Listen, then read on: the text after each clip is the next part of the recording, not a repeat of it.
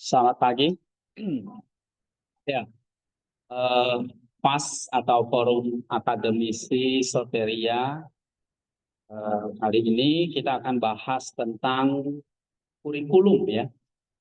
Ini yang saya kira penting karena ini yang menjadi peta ya atau kompas kalau istilahnya sekarang Google Maps ya di STT ini adalah kurikulum. Nah, tetapi saya ingin mengajak kalian untuk memahaminya di dalam perspektif teologi. Karena kurikulum kita adalah kurikulum teologi. Sehingga saya ingin kalian melihat segala sesuatu ya, seperti nanti melihat kuliah, melihat pelajaran, mata kuliah, bahkan kurikulum ya ini penting buat mahasiswa, buat para dosen. Nah, melihatnya dari kacamata teologi.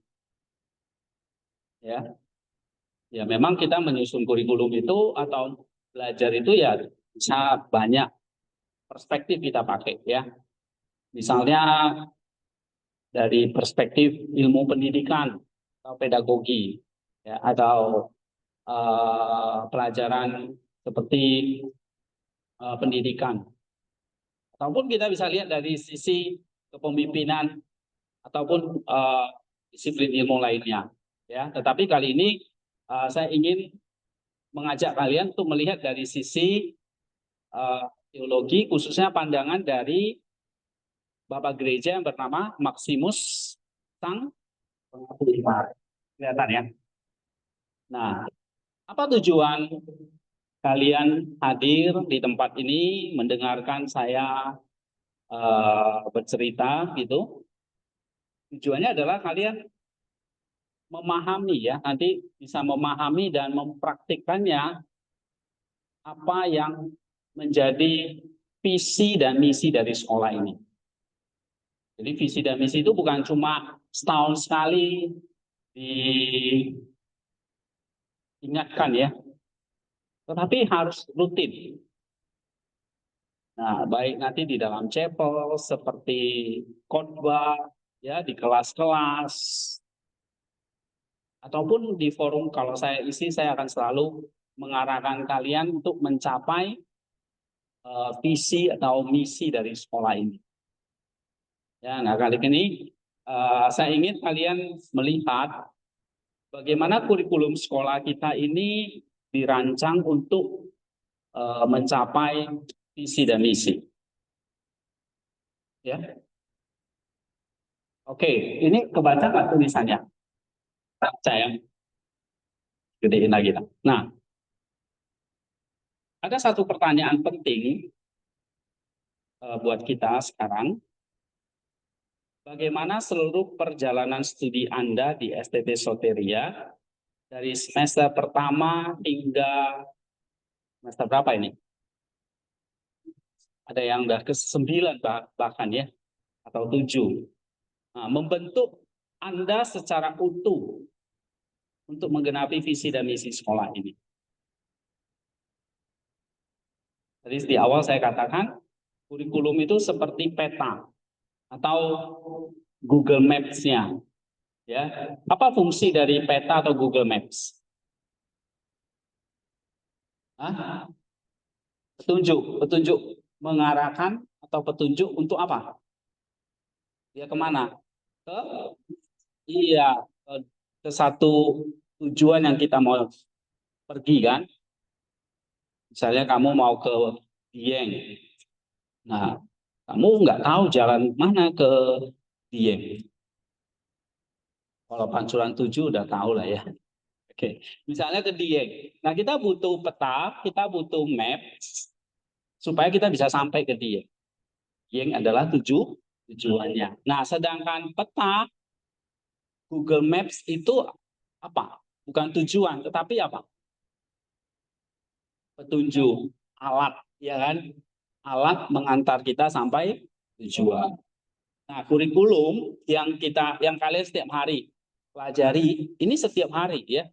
Senin sampai Jumat. Begitu kamu masuk di kelas, misalnya kelas Bu Monika hari ini, nanti kelas saya, ada kelas Pak Yaro dan sebagainya. Itu kalian sedang diarahkan sesuai dengan kurikulum sekolah ini. Ada pelajaran ini, setiap minggunya ada topik ini, topik itu, ya kan? Misalnya kamu sama saya, oh belajar doktrin ini, doktrin itu.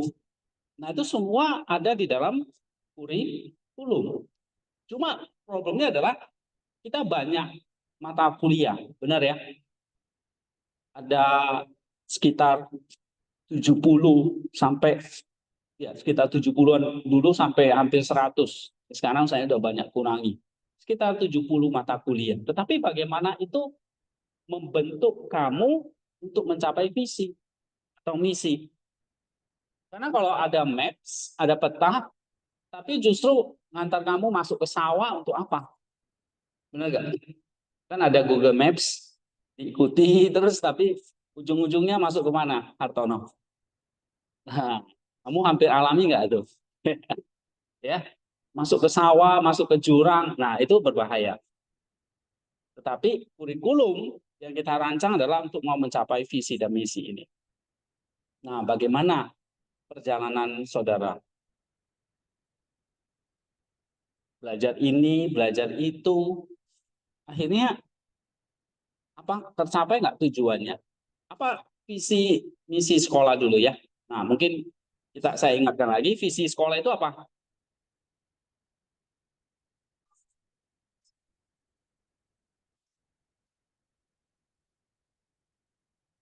Iya, coba yang keras dong. Kayak nggak makan nih semua.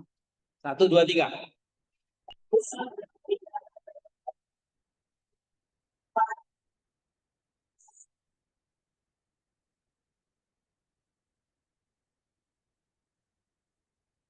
Oke, itu visi.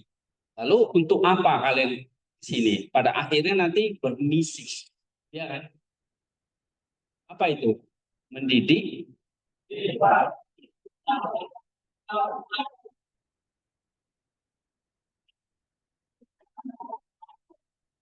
Iya. Kamu sampai ke dianya adalah kamu menjadi pemimpin sahabat yang memimpin orang lain dengan hati, dengan intelek, dengan tangan yang terang, ya, menjadi pemimpin yang memimpin orang lain untuk Kristus. Di situ ada kata hati, ada intelek, dan ada tangan atau keterampilan. Nah, itu dia kita, itu tujuan kita. Lalu ada kurikulum yang nanti akan mengantar kita.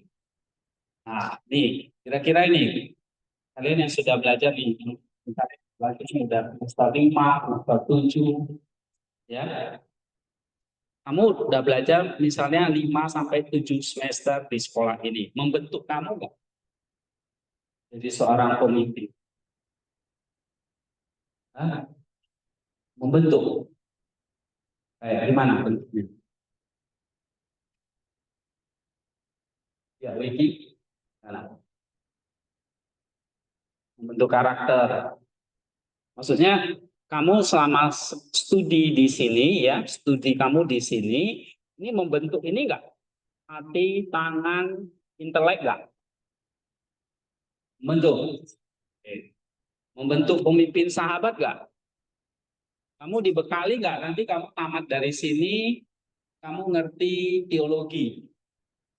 Orang ngomong tentang teologi barat, teologi timur, kamu paham, bukan jadi ini ngomong apa dari kemarin ya. Oh, siapa yang ngomong apa ini? Ya kan? Ikuti kah cakapan di grup? Nah, itu kamu sedang belajar teologi untuk membentuk pemimpin sahabat. Jadi kamu belajar teologi, kamu bisa nih Google Maps, bisa pakai aplikasinya untuk sampai tujuan. Nah, sama, kamu belajar teologi untuk menjadi pemimpin, kan untuk jadi yang lain, jadi pemimpin. Ya. Nah, di sini gimana? Kalau yang tadi sebelah kiri saya oke, yang di tengah bagaimana? Hah? Perjalanan studi kamu berapa lama nih? 1 tahun ya? Ini semester berapa? 3, 1,5 tahun. Ya, oke lah, 14 1 tahun. Nah, membentuk kamu nggak mencapai ini, visi dan misi? Hah? Bentuk. Misalnya apa? Apa yang dibentuk?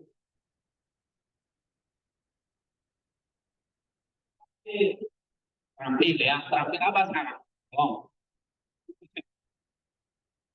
kalau terampil nyolong, berarti apakah dosen kita di sini ngajarin itu?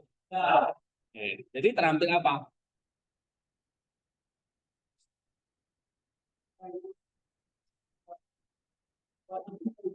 Ah, terampil menulis ya. Oke, menulis artikel dan sebagainya. Itu bagian dari mana? Tangan ya, hands. Apalagi hati, hatinya kayak gimana? Tambah sehat, tambah parah. Hah? Eh, kamu suruh berhenti. Apa? Enggak.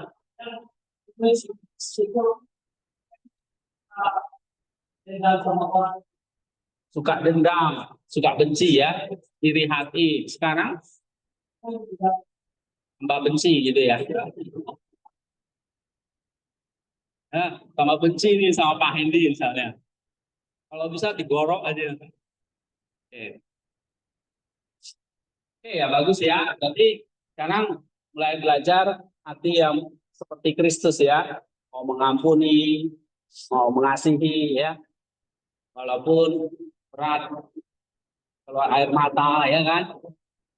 Jangan Ridwan aja dong, yang lain. Ayo, ini Christoph ini saya ragu sama kamu. Bentar lagi mau selesai soalnya. Oke, apa yang kamu rasakan selama studi di tempat ini? Perjalanan studi kamu ya membentuk ini nggak mencapai visi dan misi nggak? Atau justru melenceng? Oke, misalnya apa? Dalam hal apa? Jawab. Oke, disiplin ya. Ya,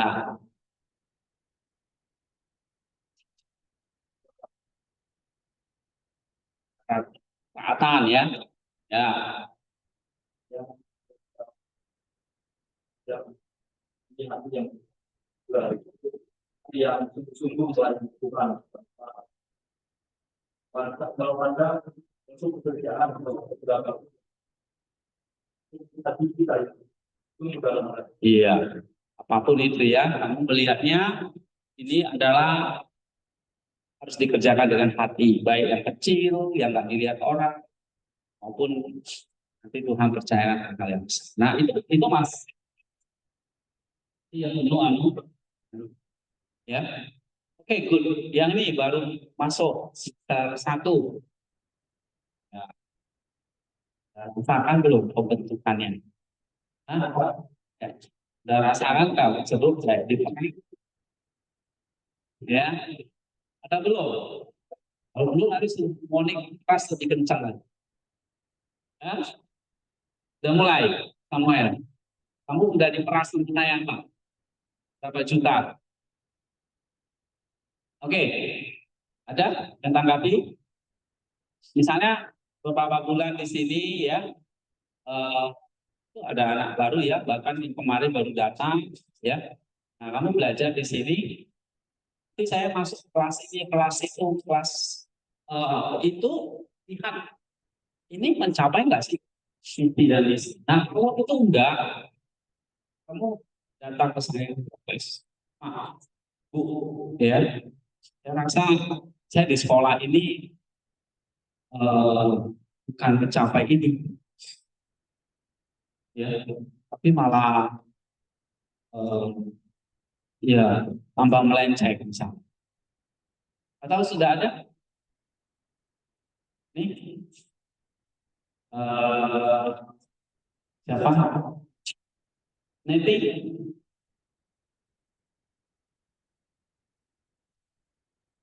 sudah tahu visi dan misi sekolah? Ini dia, terutama Jeswin, nah, baru gabung. Kamu ada di tempat ini, ya. Kamu ikut kuliah, belajar ini dan itu tadi ilustrasinya kayak kamu pakai Google Maps, mau ke tujuan. Nah, belajar itu bukan tujuannya, ya. Belajar itu alat. Jadi kurikulum, kamu ngerjain tugas, oke, kamu belajar di kelas, itu alat mencapai apa? Tujuan. Nah, tujuan kita, kamu harus hafal. Kalian harus, apalagi ini yang semester 1. Ini harus diingat. Ya. Nah, kalau kamu baca visi dan misi itu, saya tulis di bawah itu, intinya apa? Nah, keutuhan atau integrasi. Integrasi apa ini? Ya kan? Kita bukan hanya mencetak sarjana yang nanti pintar secara akademik, yang kepala saja. IP-nya nilainya tinggi, bagus. Kalau enggak, nanti dipanggil juri, mau bayar, nah IP-mu rendah. Ya, nah tapi bukan itu, karena tadi kita mau utuh, ya kan? Nggak mau sepotong, tapi utuh. Misalnya kayak handphonemu nih, ada handphonemu, ada Google Maps ini, tapi nggak ada kuota internet, bisa nggak? Nggak bisa. Ya kan? Nah sama kamu mau jadi pemimpin sahabat nanti, kamu pintar secara akademik, tapi nggak cukup. Nah kamu harus nilai secara spiritual. Tapi itu nggak cukup, harus terampil dalam pelayanan. Nah, makanya, ya kenapa setiap hari Minggu misalnya tuh saya agak cerewet, suruh kalian itu minimal salam sama, ngobrol sama orang, ya. Jangan nanti kamu ngobrol sama si Firda, malah nanti dicurigai pacar. Kalau pacaran, wah, ya kan? Kalau udah mau pacaran, wah, makan. Oke. Jadi di gereja, ya, bagaimana mengasah tangan yang terampil. Di kampus juga begitu. Tadi Ridwan bilang, tangan saya sekarang terampil mengetik, dulu 11 jari ya kan, TikTok gitu kan. Nah, sekarang udah bisa 10 jari. Nah nggak sih? Kalian nanti komputernya masih ini nggak? Ya dulu nggak ngerti bikin blog, bikin artikel dan sebagainya. Ya itu terampil dalam banyak hal ya dalam pelayanan. Kalian sekarang diajari, kita bekalin apa? Public speaking. Ya. Ini semua dapat giliran. Dibekalin tangan pelayanan di sini supaya, nah, khotbah, pimpin ujian, ya kan, dan sebagainya. Nah itu adalah salah satu tangan yang kita mau bentuk. Oke, tapi tujuannya apa sih? Eh, kita punya visi dan misi ini tujuannya pada akhirnya apa? Kamu membentuk seorang pribadi yang utuh, di mana ketiga aspek ini ya, kepala, tangan, hati itu menyatu, bekerja secara harmonis, nah mencerminkan Kristus sebagai sang sahabat sejati. Nah ini yang kita harus pegang. Ya. Jadi diet kita nih, tujuan kita apa? Kamu menjadi seorang pribadi yang utuh, di mana tiga alat ini menyatu dan bekerja secara harmonis mencerminkan Kristus sang sahabat sejati. Nah, ini yang outputnya, yang waktu kamu nanti lulus dari sekolah ini, kamu menjadi seorang pribadi yang utuh, kan terpecah-pecah. Artinya kayak tadi, kamu cuma pintar, di tangan tidak terampil, hidupnya tidak kudus. Banyak ya, pelayanan di gereja terampil banget, oh basic. Suruh ini itu cepat, bahkan rela berkorban pakai duit. Tapi hidupnya di luar itu kacau. Dia main judi, dia main perempuan, dan sebagainya. Nah, ini yang kita nggak mau. Banyak sekarang terjadi. Mau itu aktivis gereja, mau bahkan hamba Tuhan atau pendeta pun, hidupnya tidak utuh.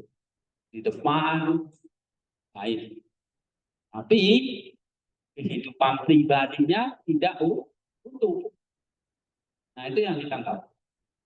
Mulai dari sekarang, ya, ingat kamu ada di sekolah ini tadi mau mencapai seorang pribadi yang utuh, seorang pemimpin yang mencerminkan susah.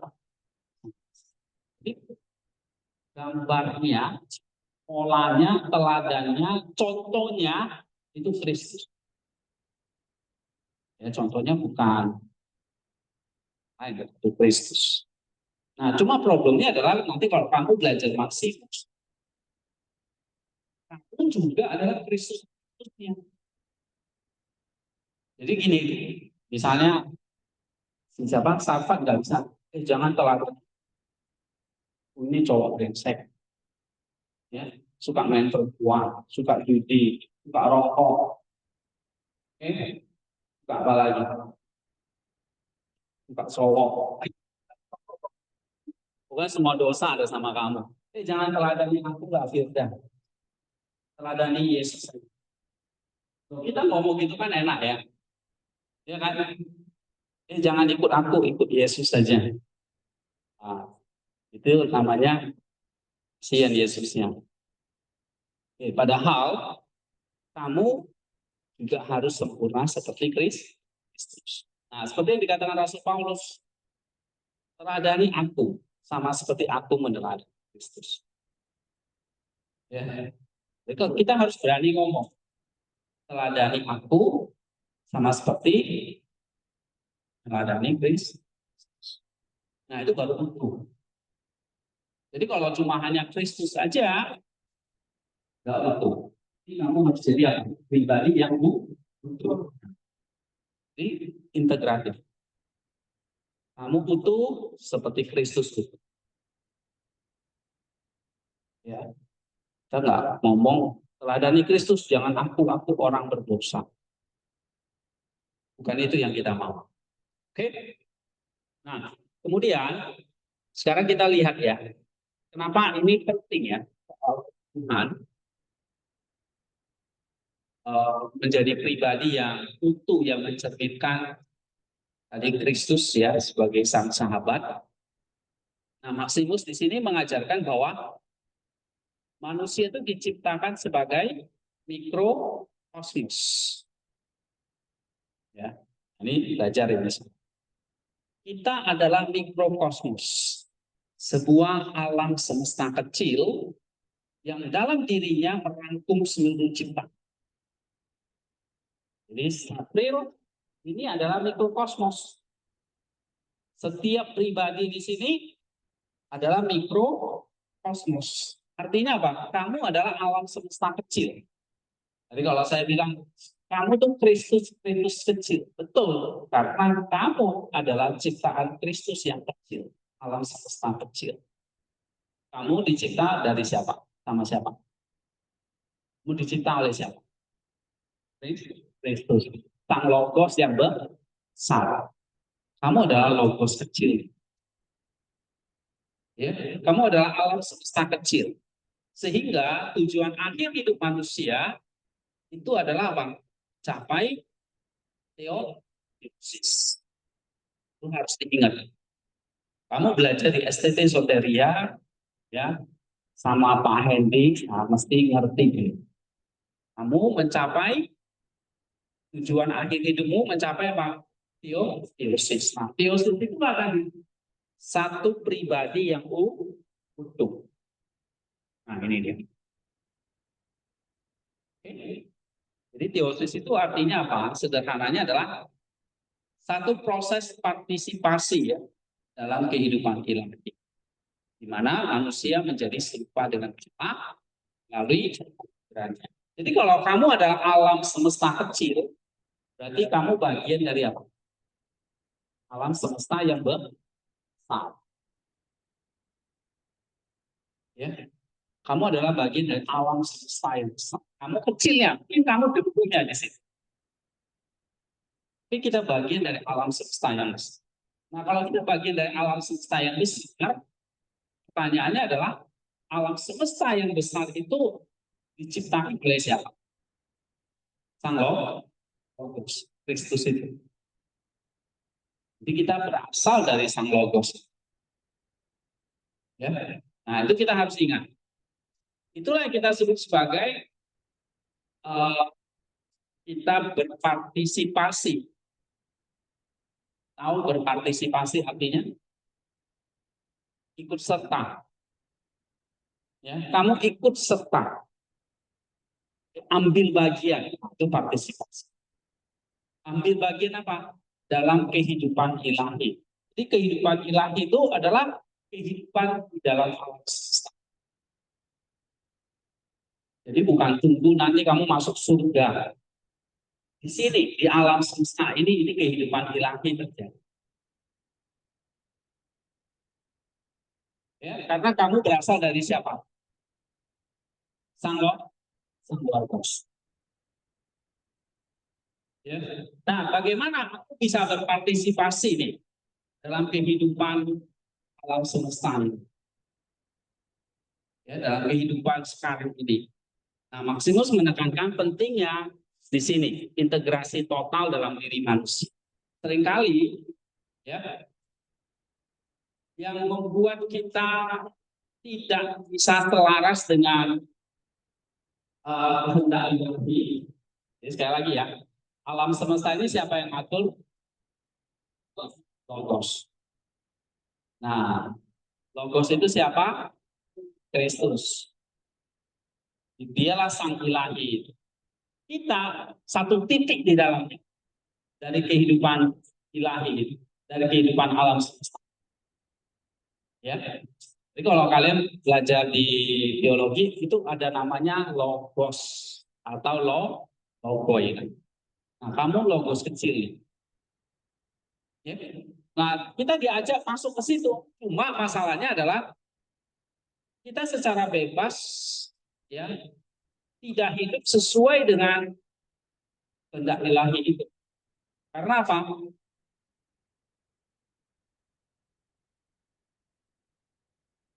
Karena tadi ya nanti jawabannya adalah nih kita terpecah. Nah, kita nggak utuh nih. Oke, maksudnya apa? Begini, kehendak manusia harus secara bebas dan penuh kasih selaras dengan kehendak ilahi. Ya kan? Hidup kita selaras dengan kehendak ilahi. Atau seperti contoh yang sempurna itu Kristus. Hidupnya sepenuhnya sesuai dengan kehendak ilahi. Nah, supaya kita bisa utuh ya atau sesuai dengan kehendak ilahi tadi, ada tiga dalam diri kita yang kita harus perhatikan. Oke, tadi kalau kamu adalah ciptaan Kristus, maka tadi saya bilang kamu punya aspek intelektual atau logos. Nah, di sini kita punya kemampuan berpikir, memahami, merenungkan kebenaran ilahi. Ini adalah kepala kita. Ya, ini kita punya. Yang kedua,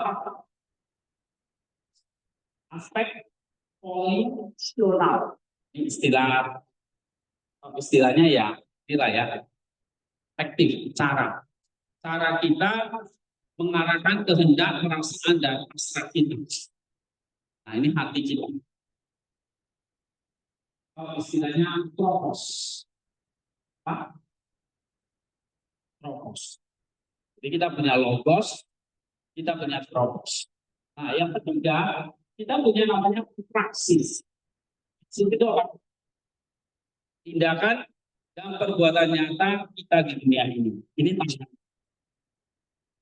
Nah, tangan, hati, kepala, atau logos, tropos, praksis, itu harus utuh.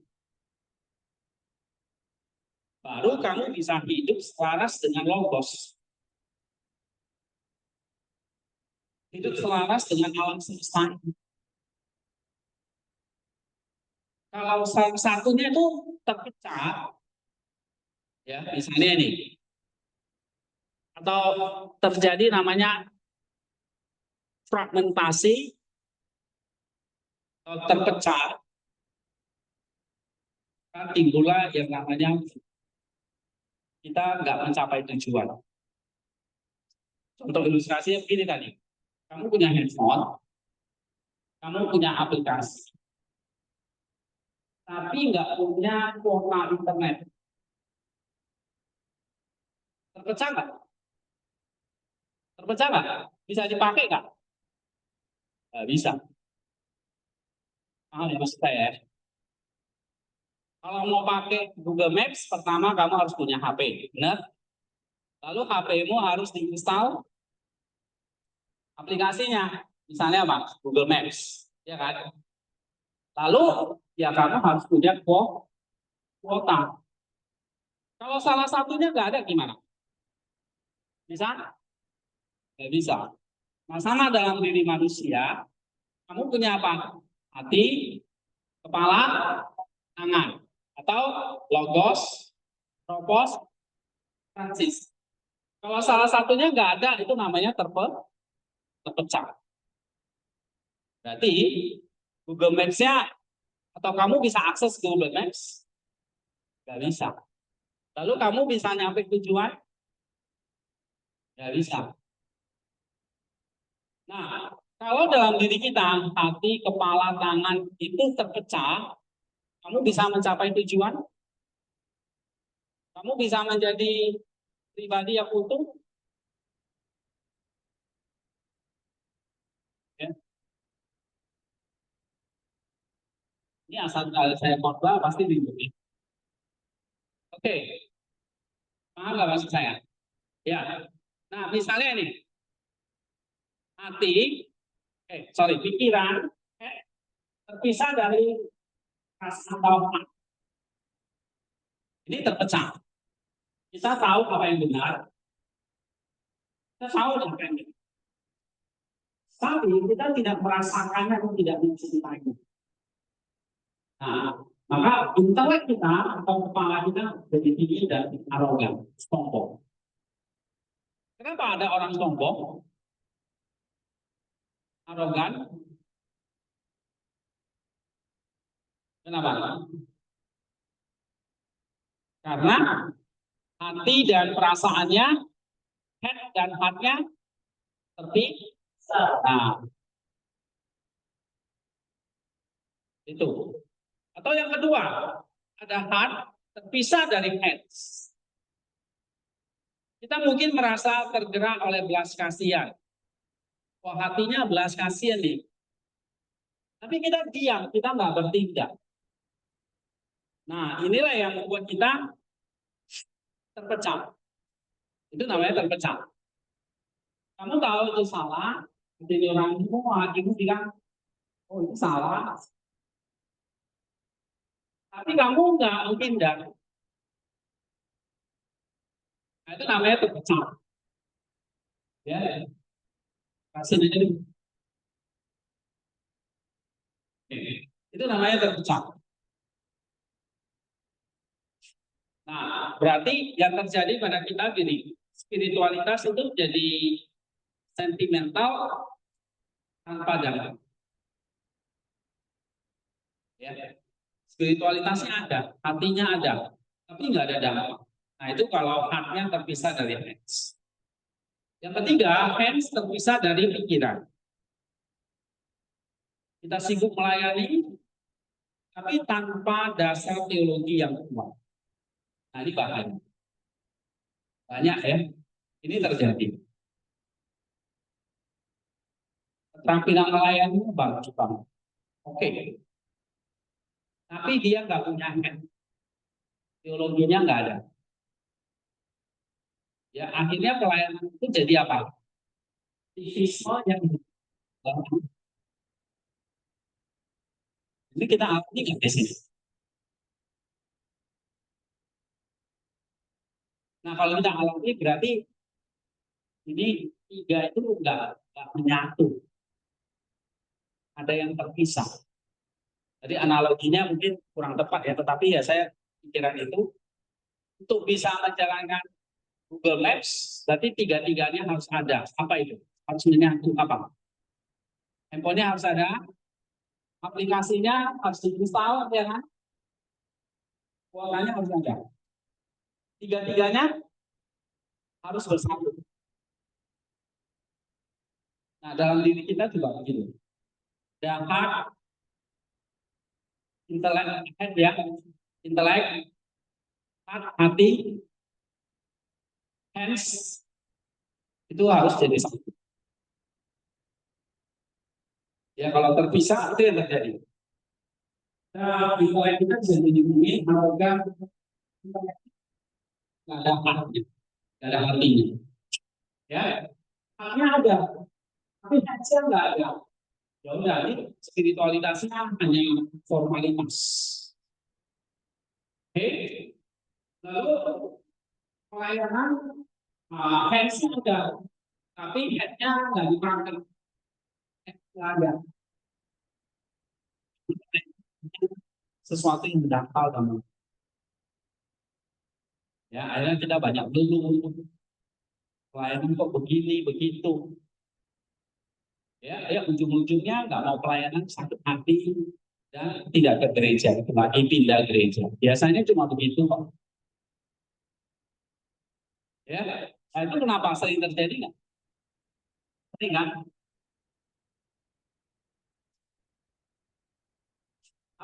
Apa yang menyebabkannya? Ah,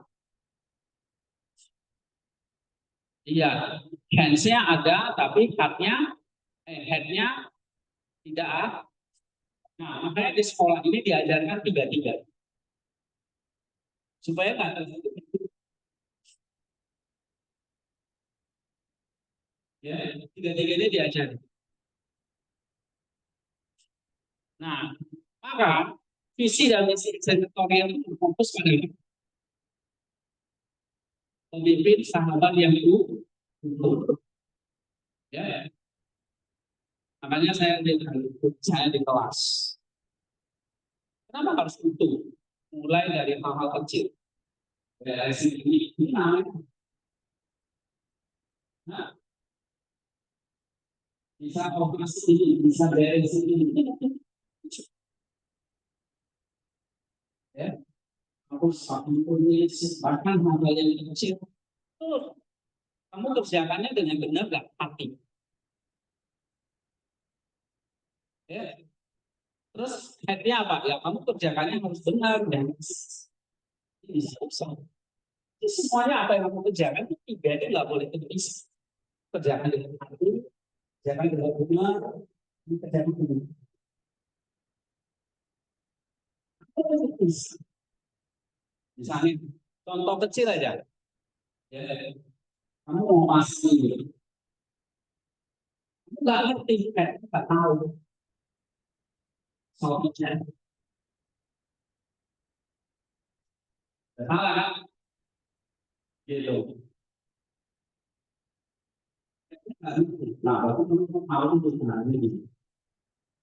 Atau makan juga tampil, maksudnya gini, misalnya, nah harus nunggu. Tapi yang enggaknya apa? Artinya gimana? Jangan itu aksi yang cenderung ngomel, misalnya itu semua dilihat gitu loh. Kita bisa mengukur ya apakah kita udah jadi pemimpin sahabat yang ukur belum. Nah, kita kembali ke kurikulum ya. Kita di sini semua mencoba ya membuat atau mendesain satu kurikulum yang Tuhan sediakan untuk proses di sini namanya proses penyembuhan integrasi antara tiga komponen itu ya, tiga komponen itu apa saja? Hati, kepala, nah itu mesin. Tapi waktu kalian datang ke sini ya, datang ke sini pasti sudah nggak utuh, terpecah-pecah, hatinya terluka ya, ada kepalanya yang sudah berbulan-bulan pernah belajar. Oke, ada yang eh, tangannya baca buku aja udah nggak pernah. Nah, itu udah tidak integratif lagi, tidak utuh lagi. Nah, disinilah kalian sedang ngapain? Mengutuhkannya, ya, menjalani yang namanya proses penyembuhan integrasi. Sedangkan kalau itu terpecah-pecah itu namanya dosa.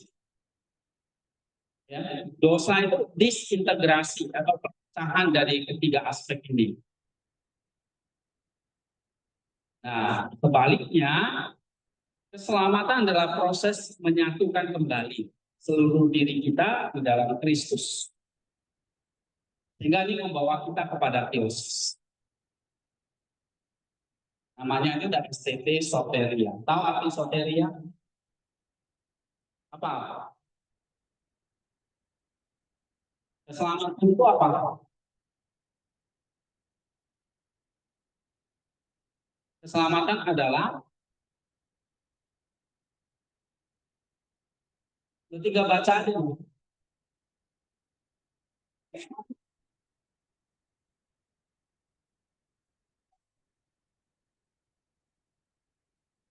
Coba baca ini. Satu, dua, tiga.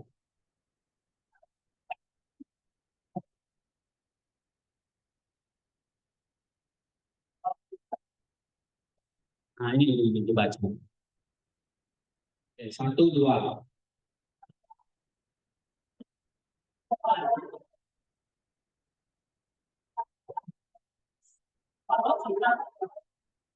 Itu. Jadi karena di tempat ini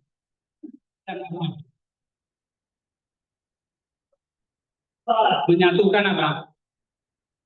Menyatukan apa? Ya, apa itu?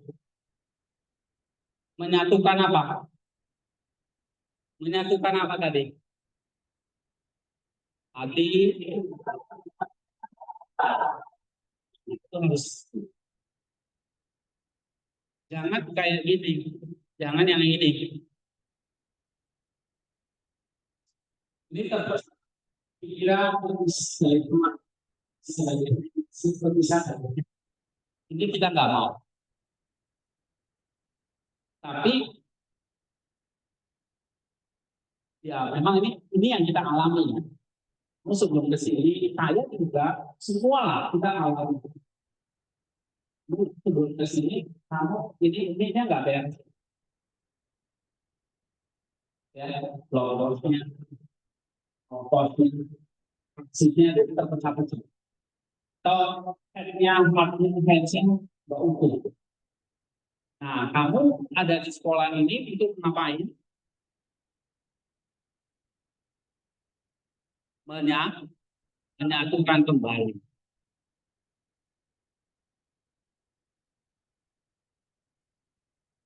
Ya, menyatukan kembali. Aku, hatimu, kepalamu dengan tangan.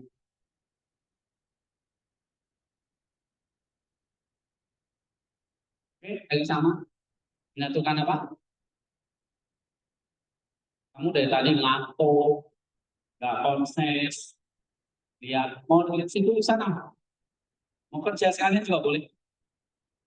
Nah, ada yang mau apply jadi tukang batu, tukang semen. Nanti saya bilang Pak Santos. Eli sama mau ikut. Apa Eli sama? Menyatukan apa? Iya, hati, pikiran, dan oke, sampai di sini ada yang bertanya nggak? Paham? Ya? Paham belum? Ini Fani. Paham. Ini Sarfat. Paham. Ini Hermawan. Paham. Oke, kalau paham, tiga-tiganya sini. Ya, enggak usah. Ini satu, dua. Nah, nah, ya Sarfat. Kita ngapain ya? Joget. Oke. Tadi dia bilang paham ya. Nah, misalnya nih ya, ini ada satu studi kasus.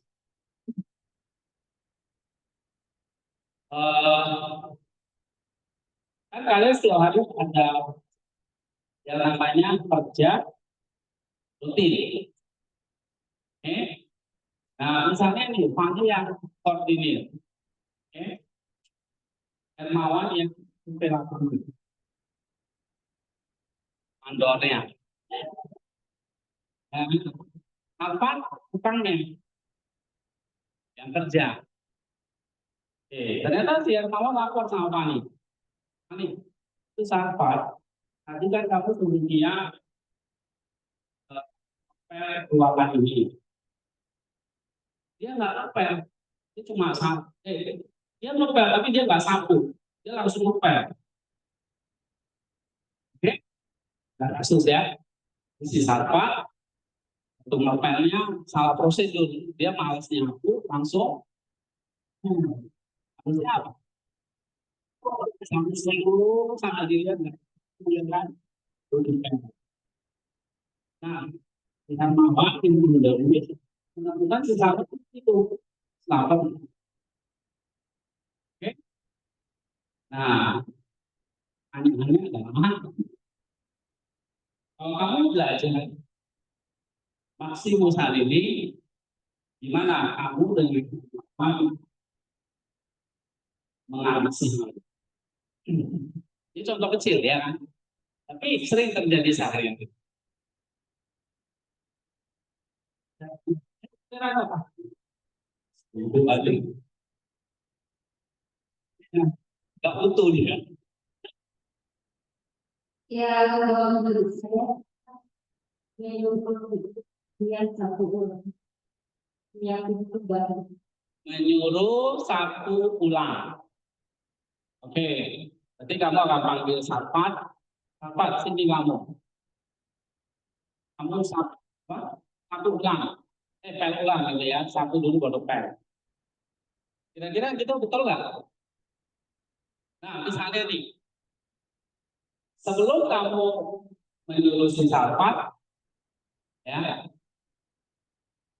kamu harusnya lakukan apa dulu? Langsung bertanya sama Hermawan, atau kamu cek, atau kamu tanya di Sarfat, atau kamu langsung marahin, sini kamu, sudah Pak, sapu lagi, atau gimana Pak?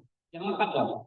Dicek, dicek dulu, habis itu pastikan apakah yang bisa lakukan sama orang itu benar atau tidak. Baru, habis itu baru satu. Terus kamu ngomong apa dulu? Coba, ayo saya mencoba itu kalau yang itu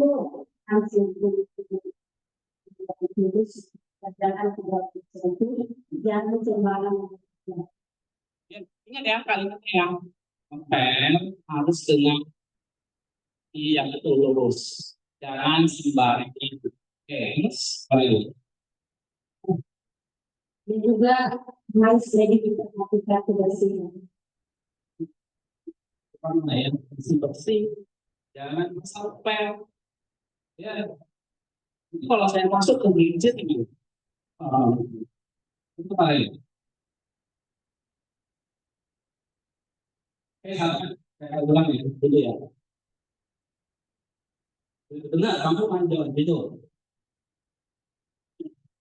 Jadi kalau dia nggak jawab seperti itu berarti fragmentasi lagi ya. Ya, coba ya. Kita akan sebentar. Waktu kamu mengecek, itu panggilan dan itu artinya itu sudah ada yang benar nggak? Bagus nggak? Bagus ya. Itu kamu berarti menggunakan apa? Oh, ya kan? Pakai intelektu dong, pikir. Iya, saya make sure, memastikan. Jangan sampai nanti saya panggil si Sarfat, ternyata salah pula kan saya malu. Ya, oke, kawan, thank you infonya. Saya pastikan dulu ya. Oh iya benar. Ya, itu pakai ya. Ya. Terus kamu panggil si Sarfat, kamu kasih tahu, Pak, kalau itu harusnya begini, begini. Ya, arti yang itu pakai apa? Nah,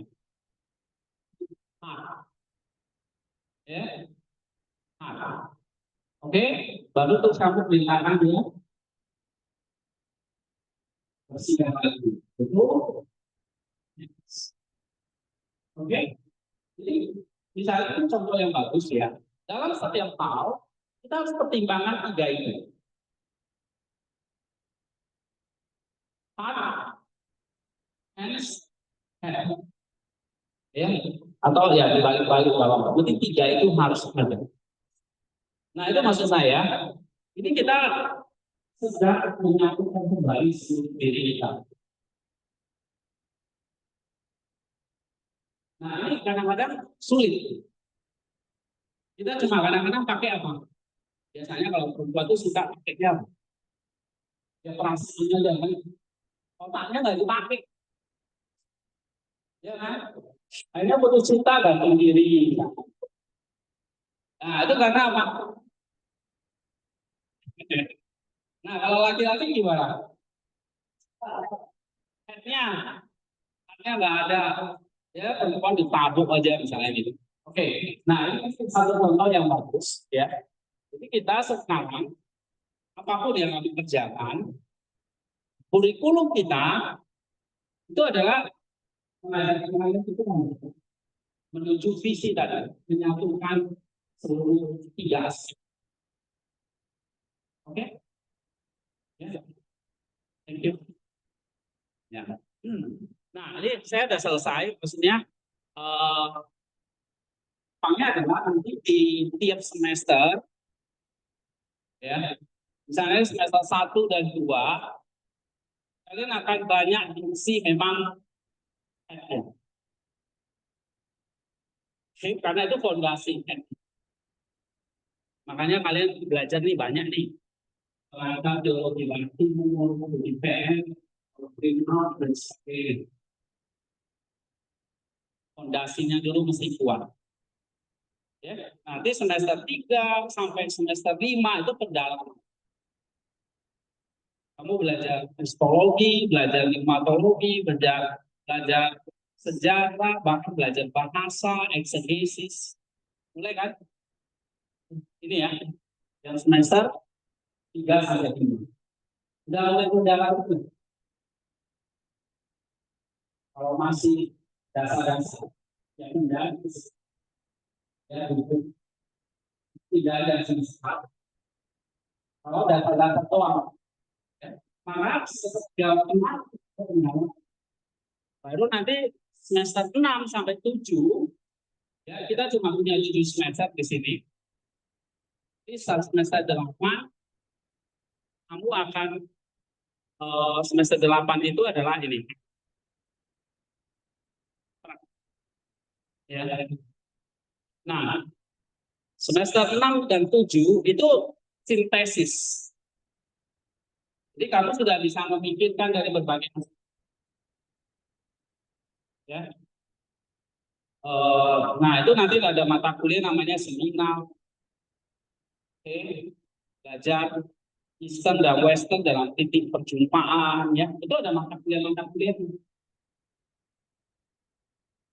Nah, itu kepala ya. Lalu hatinya apa? Untuk membentuk hati di semester 1, 2 disiplin rohani. Ya, maka ada pelajaran apa? Spiritual dan disiplin. Nah, di semester 3, 4, 5 itu pembentukan karakter. Hanya ada mata kuliah nanti teologi 3H, ada mata kuliah etos pelayanan dan perwakilan. Terus semester 6, 7, 8 itu diajari tentang filosofi, kebijaksanaan hidup. Oke. Itu yang ingat. Nah, untuk pembentukan tangan sendiri ada studi. Misalnya mata kuliah homiletika, mata kuliah teologi pastoral, manajemen organisasi gereja, kewirausahaan itu adalah membentuk hands, ya pastoral dan sebagainya. Nah, tapi juga belajar kepemimpinan sahabat, friend leadership. Oke, itu hands. Dan puncaknya ya memang nanti kalian menjalani magang ya. Istilahnya praktik pelayanan selama 1 semester. Nah, itu ya kalau kita lihat dari kurikulumnya ya. Oke, ini sebetulnya saya ada studi kasus ya. Tapi udah nggak usah, tadi udah contoh sederhana. Ya, contoh sederhana.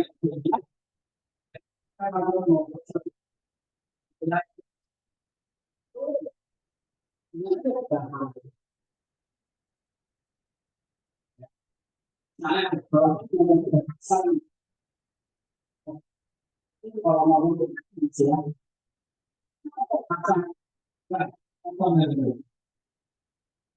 di sini ada protokol. Itu kan ya kan? Karena di sini artinya itu,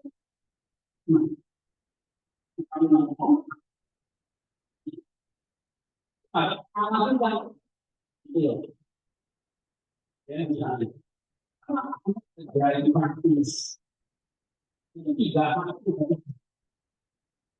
kalau kamu kerja itu mati tidak dipakai mereka tani itu misalnya ini undang saya sendiri itu undang ya boleh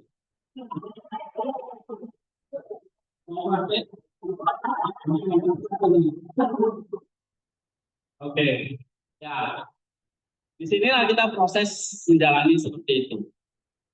Karena Samuel ya kan sama Delon, yuk kita keluar beli minum, godaan datang Samuel kita beli rokok. Kemarin Pak Pendeta udah datang kasih duit kan, ya kan? Jadi kalau misalnya hal seperti itu ada ajakan teman itu berbuat dosa misalnya gimana? Nah, ya headmu kan jalan ya, enggak ini hatimu bikin, nah, mulutmu kamu ngomong tolak. Tapi kalau hatimu udah setuju, ya mulutmu iya. Nah, gitu ya. Oke, jadi 3H ini kita pakai sebagai ya. Maka kurikulum kita itu dirancang untuk menyambungkan apa?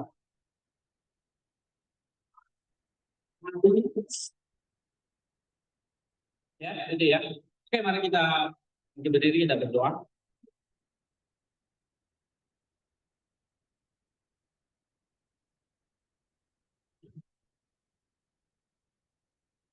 Terima kasih Tuhan kami di sekolah ini karena hal yang kebetulan. Tapi Tuhan punya rencana, punya maksud bagi kami supaya kami belajar mulai proses menyembuhkan diri kami yang seringkali antara hati kepala cacat. Ini ketika kami ikut kuliah dari hari ke hari, belajar dan hidup bersama dengan teman-teman di tempat ini, kami menyadari bahwa ada banyak kelemahan dalam diri kami. Jadi kami mau mencoba bersama dengan Tuhan anugerah-Mu untuk terus memproses diri kami sehingga menjadi satu pribadi yang utuh dan kami siap menjadi pemimpin sahabat yang memimpin orang lain ikut Yesus Kristus. Tuhan tolong kami, tolong sekolah ini dan para dosen mengajar dan kami semua yang terlibat, biarlah semua di dalam perlindungan dan terima kasih kami serahkan hidup kami di dalam tangan, di dalam Yesus. Amin. Oke, sampai di sini doa kita ya. Ya.